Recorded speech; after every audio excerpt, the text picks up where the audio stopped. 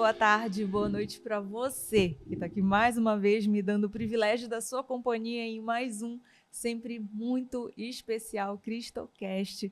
Se é a sua primeira vez aqui com a gente, deixa eu me apresentar. Eu sou Andréa Ali Amazonas, anfitriã aqui do canal. Com muita alegria eu te recebo aí do outro lado para que você acompanhe essa conversa que eu vou ter hoje e com certeza seja também tocado pelo poder de Jesus, pelo poder do Espírito Santo, que ele esteja contigo também aí do outro lado e o teu coração seja tocado e aquecido para ficar mais perto de Deus.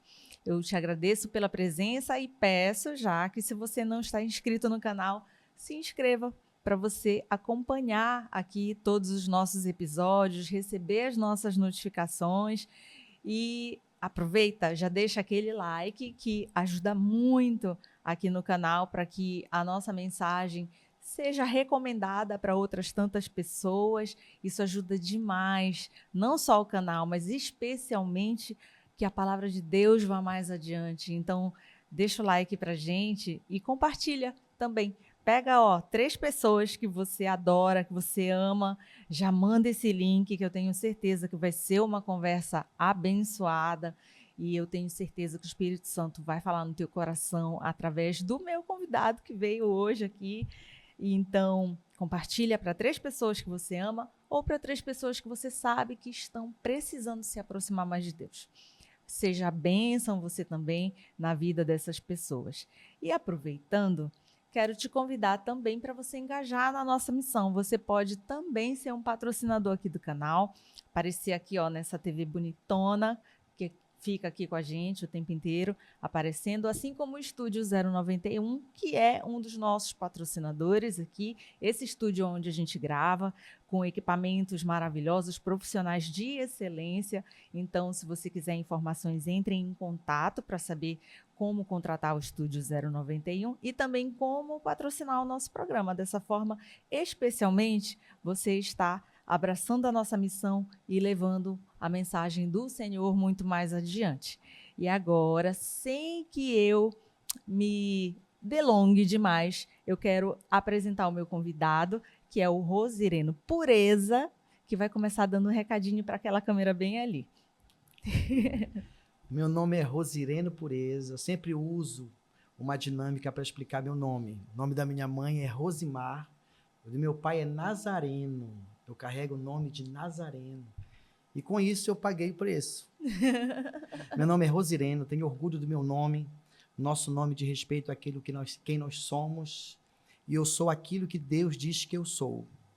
E sou grato a Deus por estar aqui, por propagar o mover de Deus nesse podcast que não está começando agora. Eu já ouvi aqui da Andréia, a plataforma que sustenta esse lugar, que não são os equipamentos físicos, e sim uma palavra. Então isso me deixa o coração muito feliz, Andréia, por ver que você está debaixo de uma palavra, debaixo de um mover. E isso faz deste canal, desse encontro, o poder genuíno do Senhor de alcançar e transformar. E por isso eu estou feliz, estou inteiro aqui para deixar Deus agir e com certeza será um tempo precioso. Eu quero te agradecer demais, porque assim, a gente começou a gravar agora, mas a gente estava no maior papo antes, já dava para ter feito um episódio extra ali, né? Conversando. A gente vai recapitular algumas coisas aqui que a gente conversou. O Zireno tem uma história muito legal. Mas eu vou começar falando sobre essa questão do nome. Me chamou a atenção que tu citastes agora, com tanto amor pelo teu nome, porque me lembrei uma coisa que a minha mãe fala. Minha mãe fala assim, que a gente profetiza na vida dos filhos, né? E o nome também traz, às vezes, a profecia referente ao filho. O meu nome é Andréa Lia, né? Segundo ela, Andréa, guerreira, e Lia, luz. Então, ela queria que eu fosse uma guerreira da luz. E hoje, servindo ao Senhor, é como eu me sinto. Antes eu não me sentia dessa forma, não.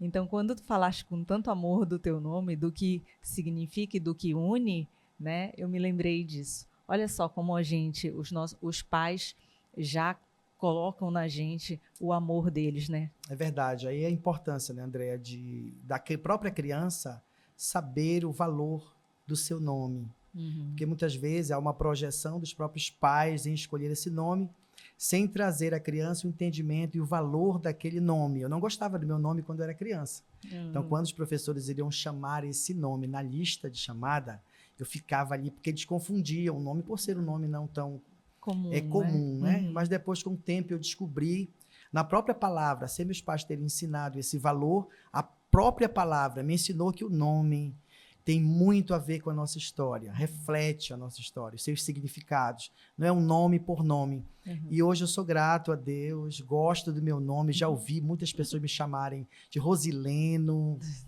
Rosinero, mas é Rosireno. Rosireno. Agora ninguém erra mais. Verdade. E olha, eu esqueci de falar, Rosinelli, ele é psicólogo, né? E tem na igreja dele um ministério de crianças, não é isso? A gente vai falar muito sobre isso hoje, não é? Isso. Mas, antes de falar dessa parte, eu quero conhecer a tua história. Tu sempre foste de família cristã?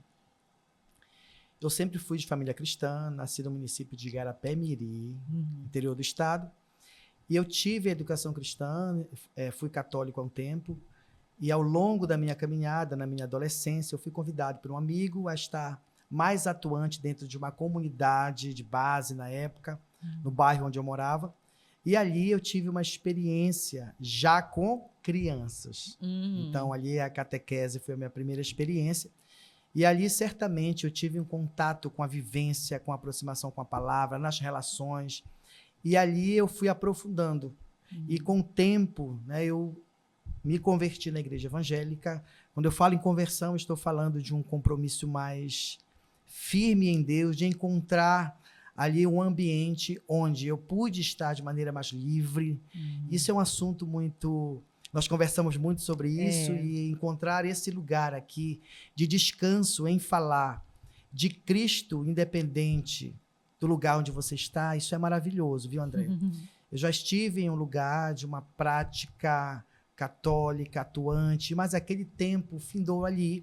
E eu continuo com as minhas relações fluidas, né, amigáveis com meus amigos católicos, e vejo que o Senhor nos usa para cada tempo. E ali eu passei a participar de uma igreja, né, de uma outra igreja, no município, e a partir de lá eu estou hoje, convivendo com essa prática, amando estar aqui, porque aqui eu evoco também, olhando para a tua história, olhando para a tua vida, aquilo que eu escutei, me faz também retomar, relembrar, com esperança, com alegria, e saber que o Senhor nos une aqui. É Ele que nos une, independente de onde nós viemos, quem nós somos. Nós estamos aqui por um propósito, e um propósito vivencial, aqui, agora, nessa hora. E essa é a minha experiência um pouco com o cristianismo. É legal falar assim, o Rosireno citou em relação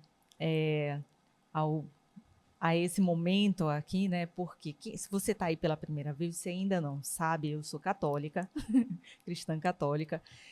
Porém, o Cristocast, ele não é um programa de igreja, né? Ele não fala só com os católicos, assim como ele também não é um programa só protestante. Nós aqui unimos os irmãos católicos e protestantes para que esses irmãos deem testemunho sobre a ação de Deus.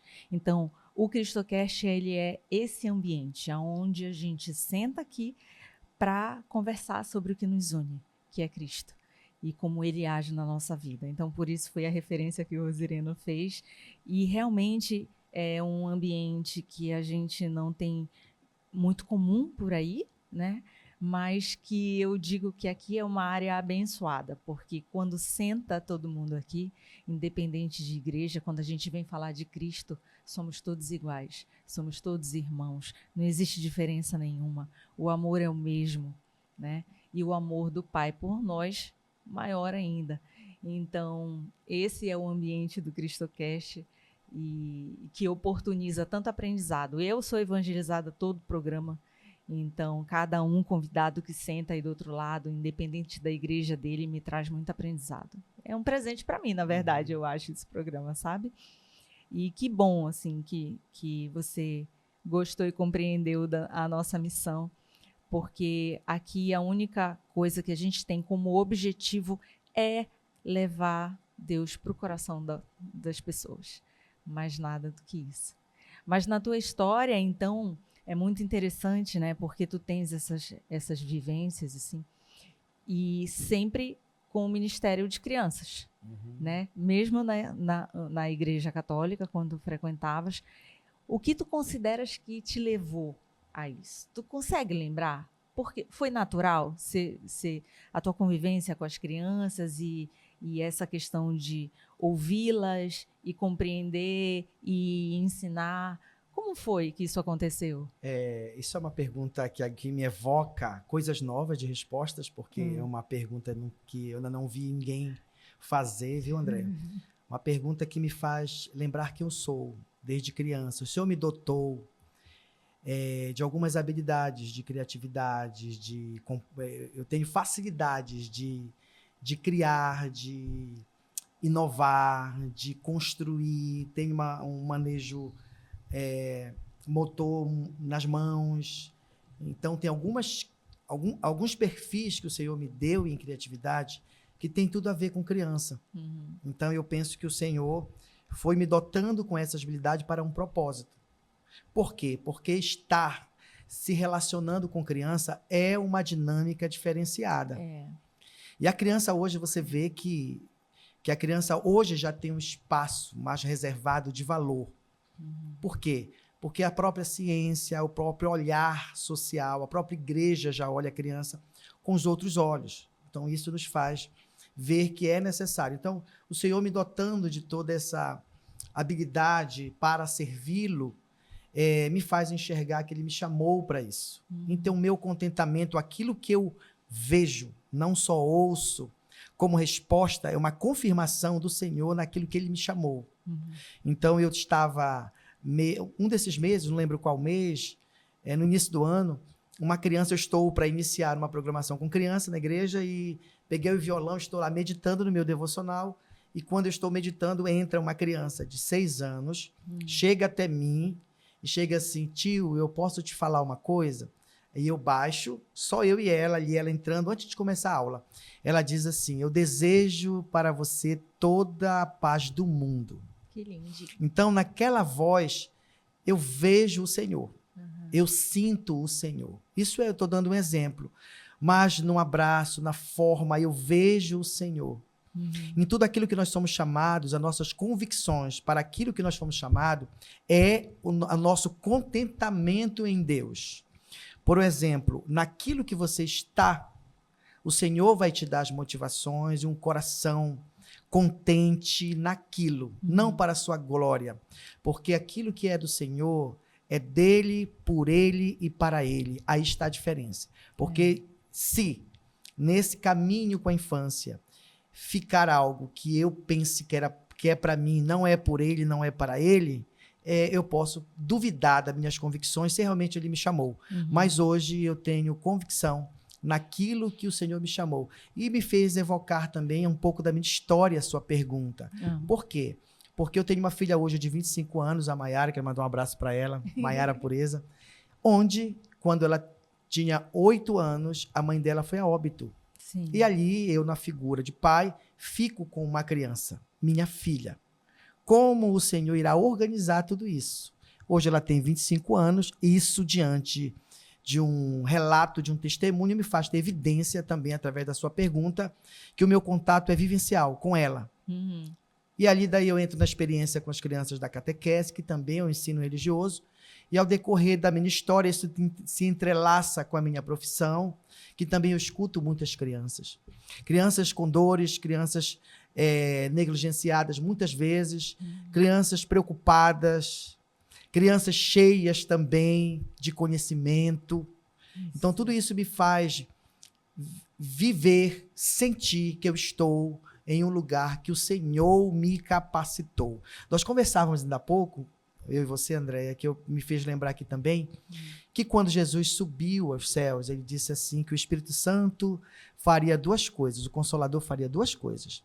Primeira, capacitaria para todas as coisas, a capacitação vem do Senhor. Então, ele é um Deus que me capacita todo dia para lidar com isso. Por quê? Porque atender crianças, amar crianças, exige um movimento de capacitação interior, ao ponto de Jesus chamar naquele tempo a atenção de uma cultura, chamar a criança e colocar assim, olha, aquele que não for como elas, como as crianças, não entra no reino. O reino pertence a elas. Então, nesse tempo onde a criança não era vista, né, como um ser pensante, ativo, e sim um ser passivo, isso era gritante na época. E hoje, eu entendo que o Senhor, que Deus, usa igrejas, usa podcast para trazer a criança para o centro e dizer que elas são um canal de bênção ativo. Quando Deus chamou Samuel para um grande propósito, a Bíblia diz que antes que a luz se apagasse, ele falou com Samuel. Isso me faz evocar que a criança, ela é de fato um canal que precisa chegar antes que a infância termine, chegue no coração da sua criança, naquilo que o Senhor tem para ela. Eu também faço uma menção aqui, que na nossa construção social, onde coloca a criança em menor grau, pode-se pensar assim, o Senhor me tocou a estar naquele lugar, naquela igreja, naquele ambiente, e nem toca na criança, como se a criança fosse acompanhando aquela família. Mas eu tenho convicção que muitas vezes a família está ali naquele lugar, os adultos estão, porque Deus chamou aquela criança e os outros vão juntos. Porque Deus olha a criança como muitas vezes ela não é olhada. Então isso me traz convicção, todas essas vivências, todas essas falas, tudo aquilo que eu vivo, que eu presencio, que eu vejo, que eu sinto, que eu leio na própria Bíblia, me faz ter convicção que eu estou no lugar certo, na profissão certa, falando das coisas certas, para que esse mundo seja transformado através da vida de uma criança. Sabes, eu acredito muito que as crianças são muito usadas por Deus, muito. E tu, falando sobre isso agora, me lembrou, eu já fiz um episódio aqui, ano passado, na nossa primeira temporada, o episódio do Dia das Mães foi com a minha mãe. Eu trouxe a minha mãe aqui para conversar. E nesse episódio, ela estava contando que quando a mãe dela, a minha avó, faleceu, ela entrou num estado depressivo muito forte, né? Que minha avó faleceu muito nova. Minha mãe era uma mãe nova ainda, né? Então, na época, acho que ela tinha uns 25 anos e eu tinha uns 3 anos, eu acho. Nós morávamos em outra cidade, morávamos no Paraná. Minha mãe estava sozinha, né? Casada, mas sem os irmãos, não conseguiu vir a tempo para o sepultamento da minha avó. Enfim, foi um período muito triste e ela ficou numa tristeza muito profunda. E em certo momento ela fala que eu, pequenininha, com 3 anos, cheguei com ela e ficava cantando aquela música, 3 palavrinhas só, eu aprendi de cor, Deus é amor, né? Todo mundo conhece essa. E eu ficava falando disso. E aí a minha mãe conta que nesse momento aquilo foi entrando de novo no coração dela. Não posso ficar triste, Deus é amor, né? Então ela fala nesse episódio que ela acredita que eu fui usada para trazer a mensagem. E quantas crianças não são utilizadas, né? Na simplicidade, na pureza de cada uma delas. A gente às vezes subestima o que uma criança é capaz de sentir ou de expressar, ou de uma mensagem que ela possa trazer. Mas eu acredito que a criança tem uma profundidade espiritual, né? Com essa tua experiência, com essa convivência que tu tens, como é que tu vê isso? Eu vejo isso todos os dias. No coração da criança e na criança existe uma resposta geracional onde Deus está querendo falar.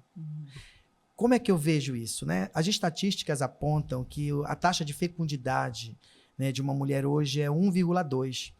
E o que é que isso tem a ver com o que nós estamos falando? Isso quer dizer o quê? Que, se você for ver no nosso histórico, por exemplo,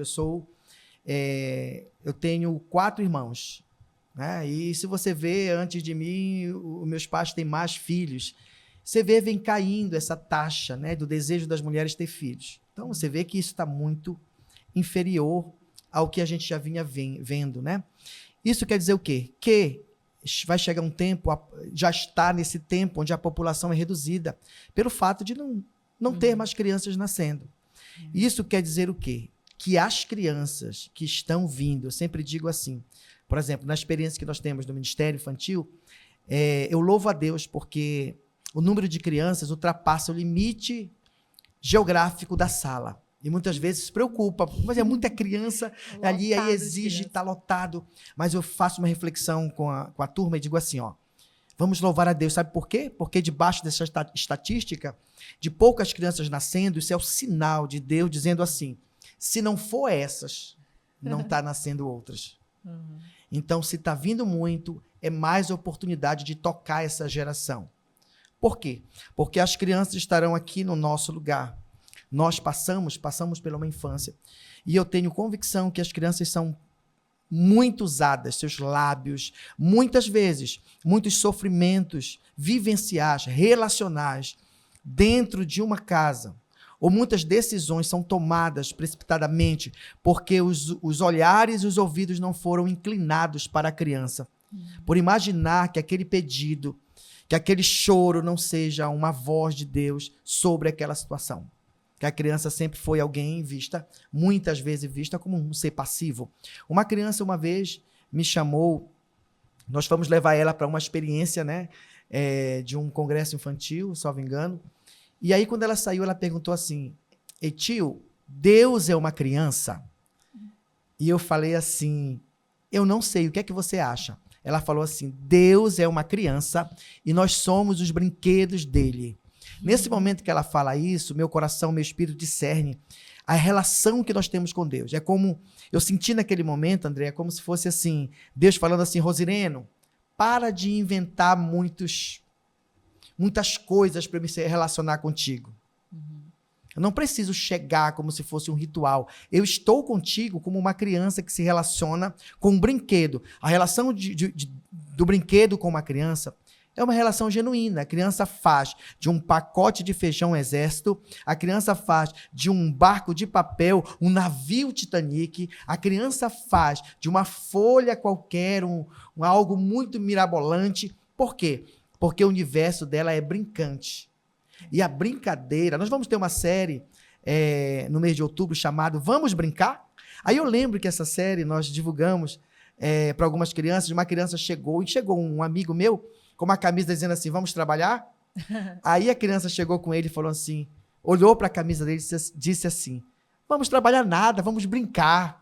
Por quê? Porque até a brincadeira hoje, historicamente, nós carregamos uma relação com criança que a criança, ela está brincando, deixa de brincar. Se a criança brincar, ela entrega o maior universo dela, terapêutico, vivencial.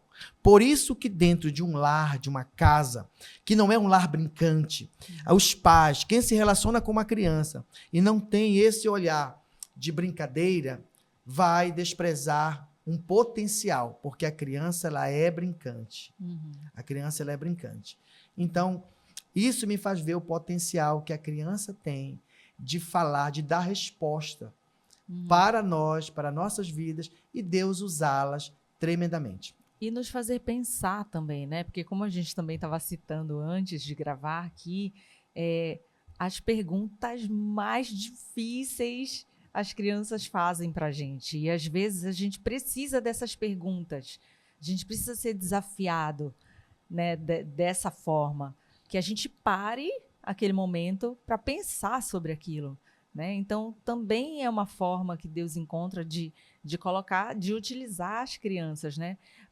Porque a gente, enquanto adulto, fica sempre tão tomado pelo mundo, tão tomado pelas coisas, e às vezes numa simplicidade, numa ingenuidade, a criança vem e faz uma pergunta e a gente, peraí, isso eu não sei. Isso acontece muito comigo, sim. Muito comigo. E, caramba, isso eu não sei. Deixa eu parar e deixa eu ver o que é, para poder responder. Então, é de uma simplicidade isso. Como é que a gente, às vezes, não ouve, né? E que bom que as igrejas têm dado esse novo olhar também, né? E dado não só um lugar de escuta para as crianças, mas um lugar onde elas possam exercer a fé desde cedo, né? Assim, na minha época, faz tempo, quando criança, eu sentia muito que era assim, a minha fé era a reboque da fé dos meus pais, né? E depois que eu fui ter uma experiência, né? Aqui a gente recebe os convidados, e eu gosto sempre de perguntar isso, assim, porque tem convidado que fala assim, não, já desde criança eu já sentia a Deus. E outros não, que vieram ter esse relacionamento com ele já um pouco mais tardio, né? Convivendo com crianças e jovens, como é que tu compreende esse cenário atual? Tu achas que as crianças estão mais abertas a ter esse relacionamento com Deus, ou ainda é a reboque dos pais? Não, eu vou para a igreja porque meu pai me leva. O que tu achas? Como é essa compreensão? O contexto, o universo onde a criança, por ser uma fase, a infância ter uma peculiaridade específica, a criança é lúdica. Então, os lugares físicos precisam ser lúdicos, independente de onde ela esteja, igreja. Então, a criança, hoje, os ambientes físicos que acolhem crianças devem ser lúdicos, pelo fato da natureza dela ser lúdica. Deus fez a criança assim. A criança é lúdica por natureza. Não, ela vai ter que ficar aqui porque Deus está aqui, mas a criança tem um movimento. Muitas vezes, a falta da motivação infantil é por conta desse universo brincante, mais lúdico, transformado para a linguagem infantil. Porque a criança, se ela se encontrar realmente, não só apenas no espaço, mas na ludicidade, na linguagem dela, certamente ela deseja estar. Então, a inserção das crianças, hoje isso já mudou, inclusive, não só as igrejas, mas os espaços comerciais, você vê que existem espaços que acolhem a criança. Esse é um ponto, e o outro ponto é a linguagem, a atenção. Quando você vê uma criança, é muito comum que você vê num grupo social, onde as crianças estão ali, os adultos estão interagindo e as crianças estão deslocadas. Aí é muito mais fácil eu pegar uma tecnologia, um celular, um tablet e dar a elas para que mais incluir aquela criança dentro do universo dos adultos. É necessário que os adultos prestem atenção como eles estão se relacionando quando as crianças vão juntas. As crianças estão juntas. Então, existe um cuidado também para esse ambiente. Então, é importante que os ambientes estejam preparados para receber a criança, que nós já sabemos, pelos avanços da neurociência, da psicologia, desse olhar mais sobre a criança, qual é o ambiente que realmente a criança deve estar. Então, os ambientes religiosos, eles precisam ter esse olhar, não somente físico, mas a linguagem, para que a criança se sinta bem. E é muito comum a gente ouvir, viu, Andréia, as crianças querendo vir para a igreja e os pais não querendo vir. Quando a igreja realmente acolhe, quando ela consegue, os pais conseguem também superar a dificuldade adaptativa da criança, que não é por conta do espaço, é outra questão interna. É muito comum que muitos pais vivem isso, na verdade, isso preocupa porque está apontando algo não apenas do lugar físico e espiritual que ela está, mas um lugar dentro dela, emocional, de socialização, de questões internas, que não diz respeito ao lugar lúdico. Então, precisa ver isso também, que é um espaço que a criança tem interno, que precisa ser cuidado, para que ela esteja no lugar, porque muitas vezes a criança pode ter um lugar super preparado e lúdico, mas o interno dela está desencontrado. Isso já parte para uma questão mais terapêutica, onde os pais precisam também olhar isso. Mas eu acho que isso tem avançado, esse olhar, essa criança inserida nos contextos.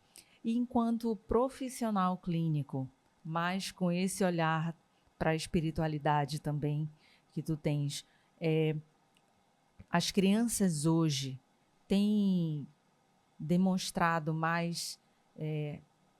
você consegue perceber quando há uma falta dessa espiritualidade no comportamento da criança, enquanto profissional clínico, né? Vendo isso, como lidar com isso? A espiritualidade infantil é um assunto muito importante. Por quê? Porque a espiritualidade ela é uma dimensão de saúde adotada, validada pelo Ministério da Saúde, onde foi incluída. E a criança tem o seu exercício de espiritualidade juntamente com o que a sua família acredita. E isso tem que ser um exercício, deve ser um exercício fluido, favorável à saúde da criança. Então, quando você escuta, quanto profissional, uma criança dentro de um sofrimento psicológico, dentro de uma crise existencial, relacional, seja por qualquer motivo, a dimensão espiritual é importante. Por quê? Porque você carrega trechos para o imaginário infantil que pode favorecer muito essa criança. Eu lembro uma vez que você me fez lembrar aqui, que um pai procurando um serviço, então nós fizemos um projeto chamado Casa do Pai, que é um projeto de musicalização infantil, funcionou na minha casa, em cima, e um pai procurando, encontrou no OLX para a filha dele, só que ele é uma pessoa distante do exercício da espiritualidade, tudo, e foi lá, olhou o espaço, tudo, e matriculou a filha. Quando foi no final do projeto, ele falou assim, no final, ele, a mãe, falou assim, eu vi falar, eu sabia que isso existia.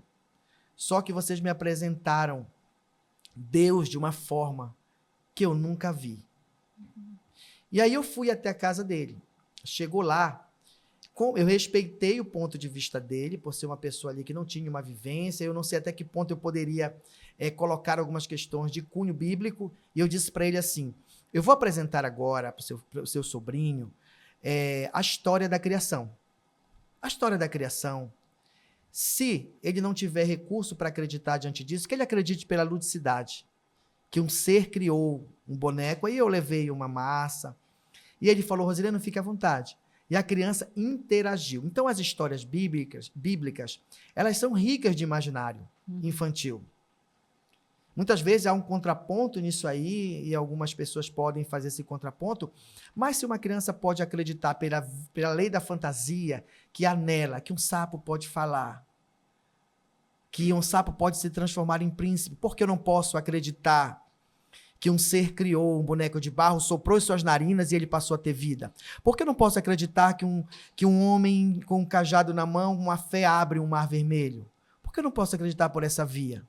Então, o recurso bíblico, ele tem muitos recursos que podem ser usados. Então, uma criança numa prática de leitura é um recurso que pode ser usado e principalmente nas dificuldades que a criança pode enfrentar. Te dando um exemplo, na saída da sala, na administração infantil, eu fiz uma dinâmica com as crianças. E as crianças estavam em filas, eu falei assim, qual é o pai que vem buscar você? Já pensou se o pai de você, o seu pai lhe abandonar? Eu estava provocando ela. Aí, e não vir buscar você, como ficaria? Aí algumas ficaram poucas, os pais vieram. E uma criança falou assim, de 7 anos, tio, se o meu pai me abandonar e a minha mãe, Deus não vai me abandonar. Olha que realidade linda, referente a um subsídio interno que a criança cria a partir de uma vivência com a própria Bíblia, onde há possibilidade dessa criança perder seus próprios pais. É uma possibilidade de viver um luto de um pai e uma mãe. Como o recurso bíblico pode ser um recurso poderoso dentro da saúde da criança, considerando que a espiritualidade é uma dimensão de saúde. Com certeza. Tem tanto aprendizado nisso, né? Muito, assim. Tu consegues citar algumas histórias que tu tenhas acompanhado aonde a criança tenha essa consciência de Deus muito presente? Eu vou colocar aqui uma loucura no aspecto de entender tudo isso, tá? Mas eu acredito que cada um vai discernir isso aqui nas suas experiências com Deus. Foi um dia que, em um projeto, eu atendi uma criança de 8 anos tentando suicídio. Tentou suicídio 2 vezes. E a mãe preocupada porque ela ouvia vozes. Estava ouvindo uma voz que dizia para ela se matar. E aí eu fiz uma escuta. Aquela criança entrou e eu escutei essa criança. A criança com muita autonomia, muita convicção. ela falou assim para mim, né? Ela falou assim, minha mãe me trouxe aqui para você.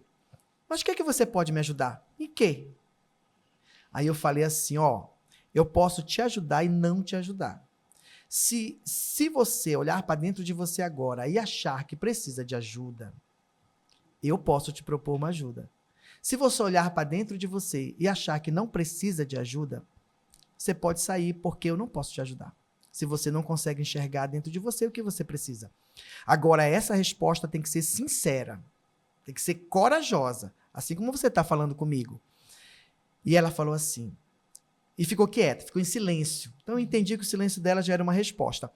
Agora eu falei, eu vou te fazer uma pergunta agora. Se você está ouvindo essa voz que te diz para você se matar, por que você não se mata? Ela falou assim, ela levantou e disse assim, olha, muitos dizem que Deus existe, ó. Cadê ele? Fazia assim com a mão, né? No espaço onde nós estávamos. Cadê? Eu não posso tocar? Mas eu sei que ele me ama e por isso eu não me mato. Agora imagina só, uma criança de 8 anos falando isso, mediante uma voz que pela patologia se vê como um sintoma. Mas aí é algo que parece confuso, mas era aquilo que estava sustentando a vida daquela criança. E aquela mãe ficou assim, emocionada, em pranto, e saber que mesmo ela não conhecendo um Deus, mas só a informação do amor de Deus garantia aquela criança e garantiu ela viva, suportando aquela dor daquela voz. Então essa experiência para mim me faz responder essa sua pergunta. É incrível, realmente. Falando nessa questão de suportar algo que é muito difícil, a gente já falou bastante de criança aqui, eu queria falar agora também sobre o teu próprio testemunho, né? Passaste por um luto, né? E nesse momento, como foi a tua fé, né? Quando a gente passa por um desafio muito grande, por uma dor muito grande, a gente até acha que é natural a gente ficar um pouco mais fraco na fé. Como foi que tu vivestes esse desafio, esse momento? Você toca nesse assunto, me faz lembrar realmente o poder e o mover de Deus para aqueles que ouvem a sua palavra e pratica. Porque não é só ouvir a palavra. Ouvir a palavra todos podem ouvir. Saber da palavra todos podem saber. Mas praticar a palavra muitas vezes custa um preço. De matar a nós mesmos, matar tudo aquilo que pensam sobre nós ao longo dessa história, o que vão dizer sobre nós. Mas é muito bom rasgar o livro da nossa história e seguir o livro da história do Senhor sobre nós. E a minha vida, realmente, eu passei pelo momento, né, quando eu casei, e a minha filha já com criança, né, tendo uma vivência nesse contexto com a minha própria filha, e ali criamos um imaginário em Deus, junto com a minha esposa, no primeiro casamento, onde eu fui sustentando em Deus promessas de Deus. Levando uma vida na prática em Deus, suportando as dificuldades, vivendo ali, confiando em Deus, mas aos 8 anos de idade, a minha filha perdeu a mãe. Perdi a esposa.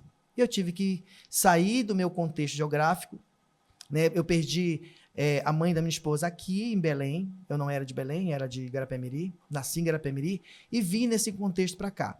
Um homem que estava ali se esforçando em Deus, uma vida em Deus, todos olham para ele e dizem assim, olha, ele tem um testemunho bom, tudo. E ali orando em Deus, confiando em Deus, e aí? Cadê aquele Deus que nesse momento não dá conta de responder uma oração? Cadê esse Deus que não dá conta de salvar a de pessoa, salvar que uma é o que pessoa? a gente espera. E aí, dentro desse momento, é nesse momento aí que eu experiencio vivências maravilhosas em Deus. Eu aprendi ao longo dessa história que o Senhor é um Deus de restituição. É um Deus que dá de volta aquilo que se perdeu, muitas vezes mais do que aquilo que você tinha com contentamento na primeira vez. Ele é um Deus que restitui. Não estou falando de coisas, porque quando eu vim para cá, para Belém, eu vim sem nível superior, eu vim sem casa, eu vim vivendo um luto, mas segundo a palavra de Deus. O homem que ouve as minhas palavras e pratica é como o homem que constrói a casa sobre a rocha. E essa palavra me sustentou. Eu acolhi muitas vozes que vinham me consolar referente a isso. E nesse momento eu aprendi que o lugar onde estou hoje, numa nova casa, com uma esposa maravilhosa, uma filha com 25 anos, de 8 a 25 anos, sendo sustentada pelo Senhor, um lugar de restituição, de profissão, de contentamento, o lugar onde eu estou hoje, realizando aquilo que em Deus eu estou fazendo, a igreja onde estou, com os pastores que eu estou, o momento onde estou agora falando com você me faz acreditar em um Deus que está no vale daqueles que perseveram. É melhor ter uma fé que vai perseverando, de que muita fé se tornar incrédulo. E eu experimento na minha vida a restituição de um Deus que parece que se silencia, Andréia, em alguns momentos, nas nossas próprias orações, mas é um Deus que vem poderosamente nos restituindo muito mais daquilo que nós tínhamos, enquanto nós clamávamos e aparentemente não éramos ouvidos. Então eu vivo isso, que o luto não foi suficiente, não é suficiente.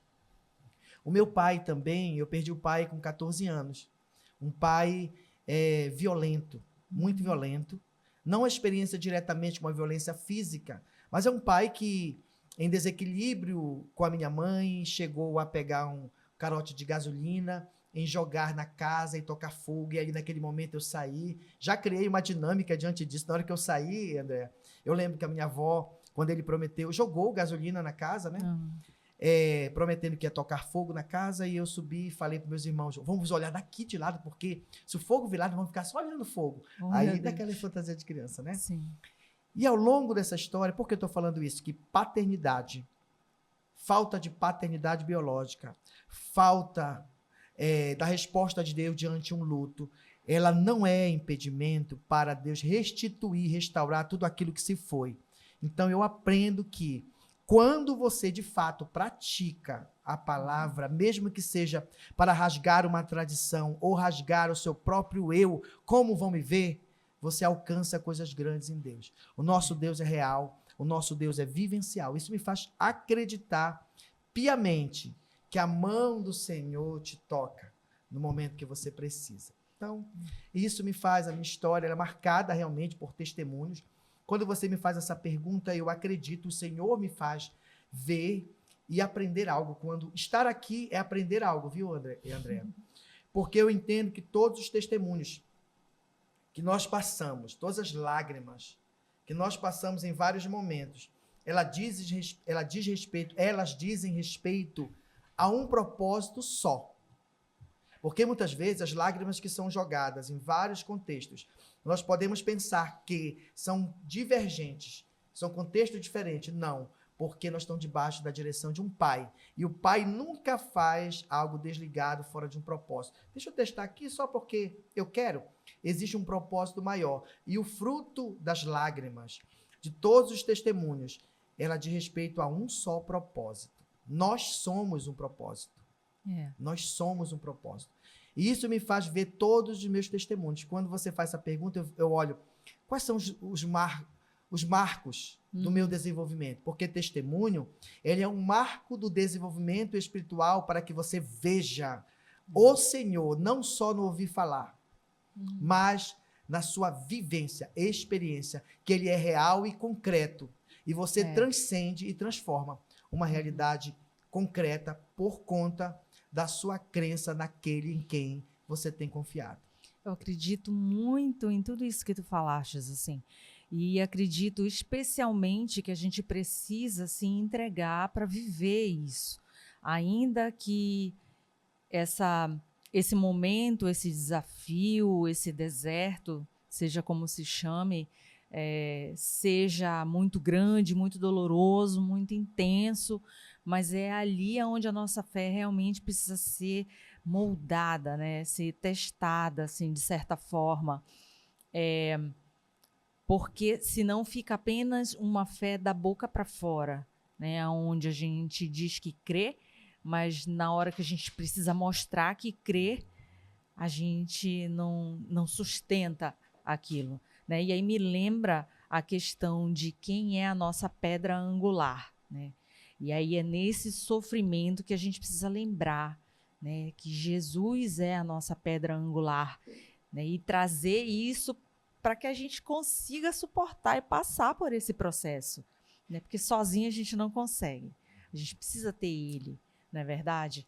E aí, a partir do momento que a gente consegue passar, aí sim, essa dor, esse momento vai virar o nosso testemunho no final dos contos, né? E Deus quer sempre nos levar para os lugares mais profundos. Inclusive, a nossa série, agora desse mês com as crianças, Andréia, Sim. é profundo.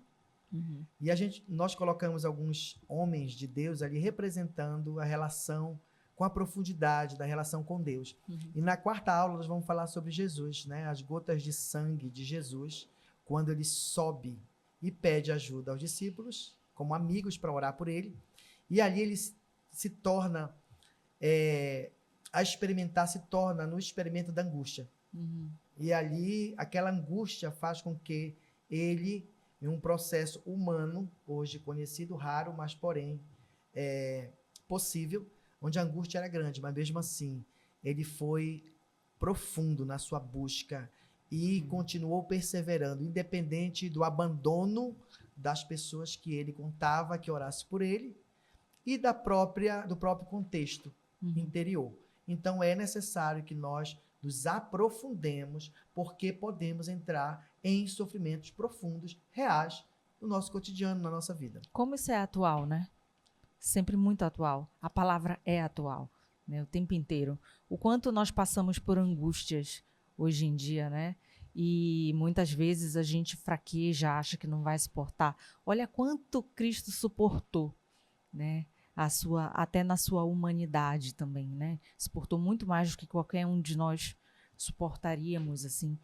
E eu acho que por ver esses exemplos é que é tão importante que a gente se aprofunde aqui na palavra de Deus, né? É onde a gente vai encontrar ali realmente o caminho.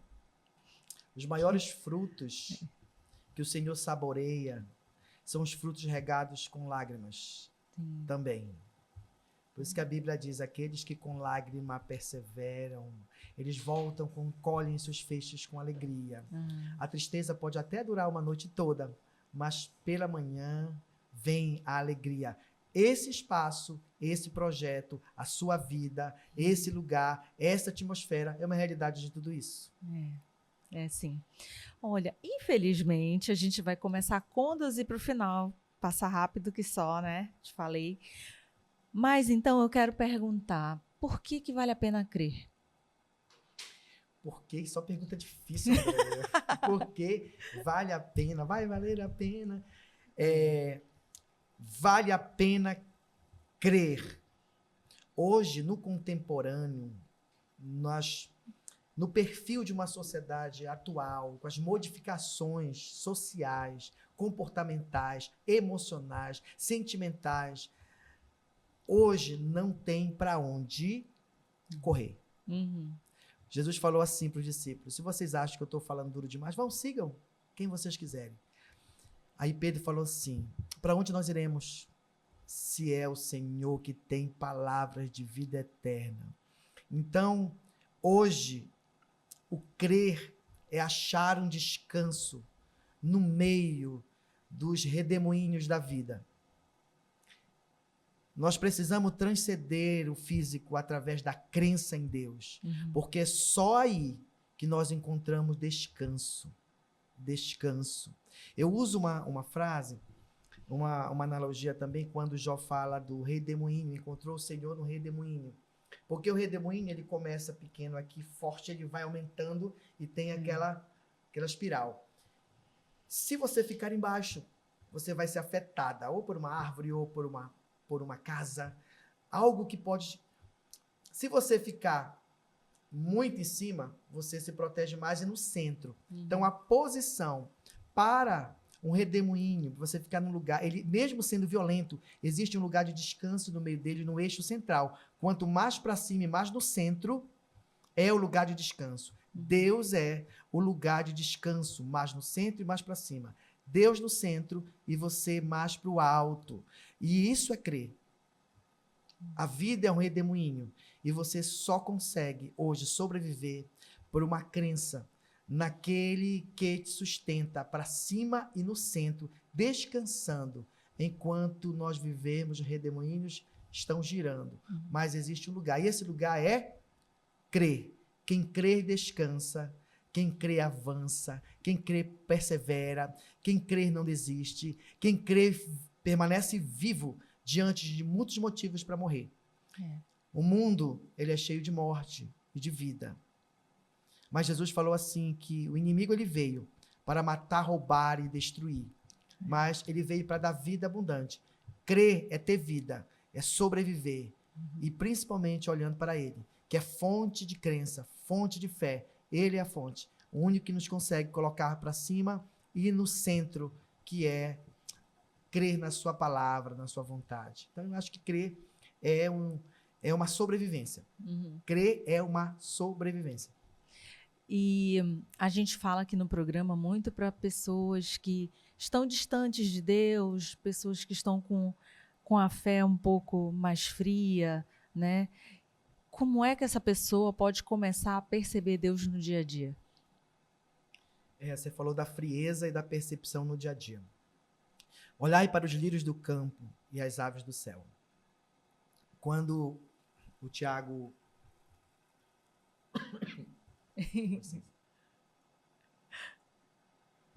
Quando o Tiago me fez o convite... Tiago, produtor aqui do programa. Inclusive, já foi convidado. Vejam lá nos nossos episódios para vocês conhecerem o Tiago.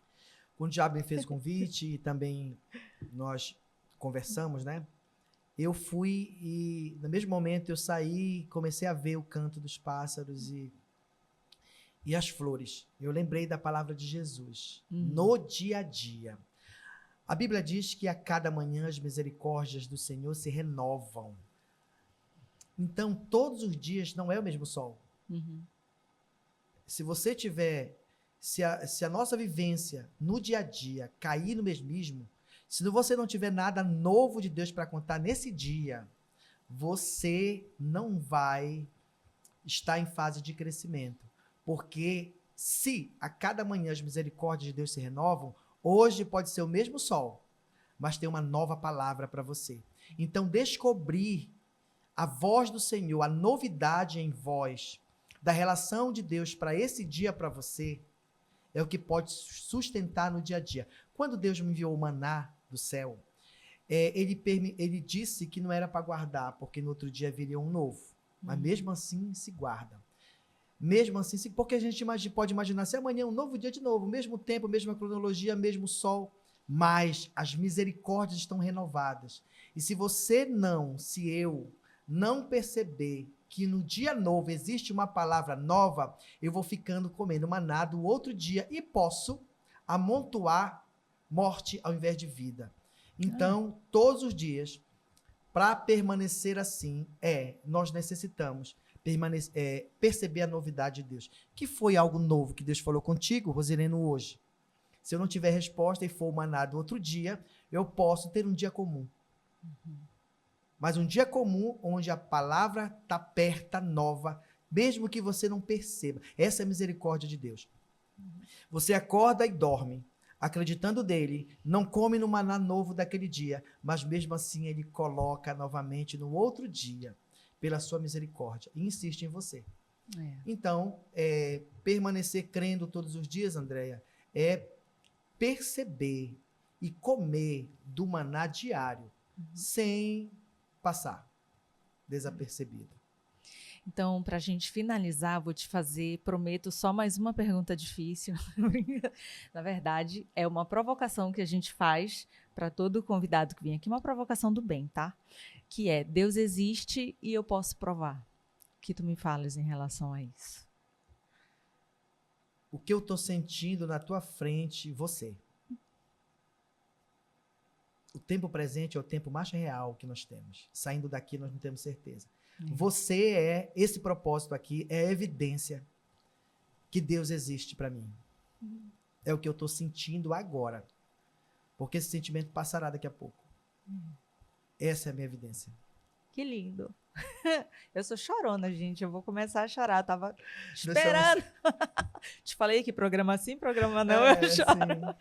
Sim. Me dê sua mão aqui. A gente agradece sempre assim no final do programa. Obrigada pela tua presença aqui, por essa imensa contribuição da tua experiência, do teu testemunho aqui.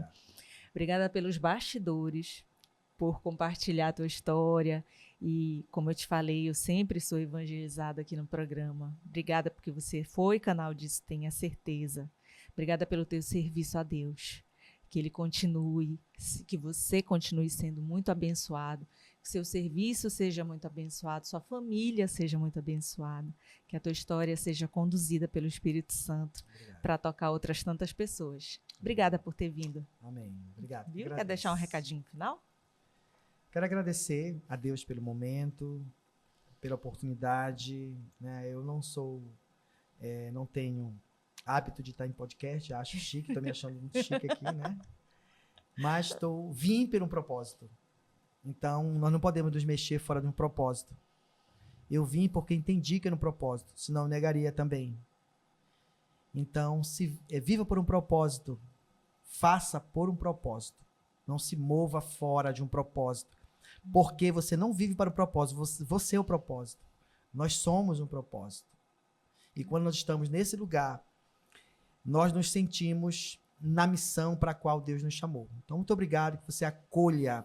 Uma pessoa sempre fala assim, às vezes quando eu vou ministrar, trazer uma mensagem, que palavra boa que você trouxe? Eu falei assim, não é, ela é a mesma palavra que eu sempre falo.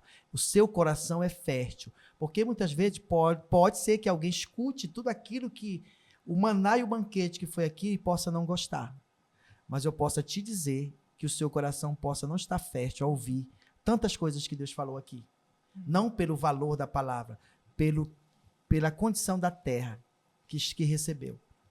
Então, mas eu não desejo isso. Eu desejo que todos os corações que ouviram essa mensagem sejam corações férteis, que possam frutificar daquilo que o Senhor plantou nesse momento, nesse lugar. Amém, que assim seja. Obrigada, viu? Obrigado. E você que ficou até agora acompanhando a nossa conversa, falei para você, tinha certeza que dessa conversa ia sair uma mensagem direta para o seu coração. Sabe por quê? Porque antes da gente gravar, a gente fala com o Espírito Santo e a gente pede que tudo que seja falado aqui alcance alguém aí do outro lado que está precisando realmente ouvir exatamente o que a gente conversou. Então, eu espero que isso tenha acontecido aí do outro lado. Eu espero que você também tenha sido canal de bênção, enviando essa conversa aqui para alguém que está precisando se aproximar um pouquinho mais de Deus.